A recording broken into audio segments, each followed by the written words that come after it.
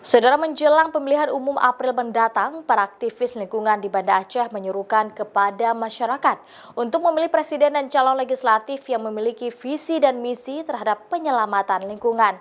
Seruan sejumlah aktivis lingkungan ini dibahas dalam diskusi terkait arah kebijakan dalam pembangunan yang berwawasan lingkungan yang diadakan di salah satu warung kopi di Banda Aceh Rabu sore.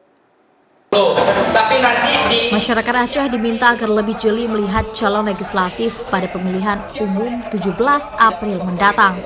Terkait dengan visi dan misi caleg, para aktivis lingkungan di Aceh menyerukan untuk memilih caleg dan calon presiden yang punya wawasan lingkungan dalam program-programnya.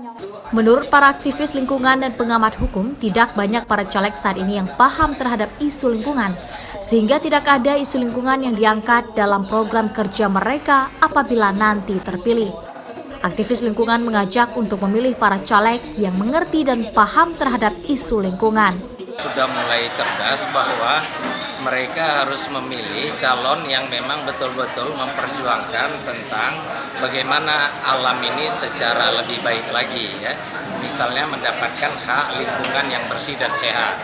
Nah, carilah orang-orang yang mau berkontribusi pemikiran dan tenaga serta kerjanya. Mungkin nggak kita memilih orang-orang yang punya kepedulian terhadap kondisi tadi.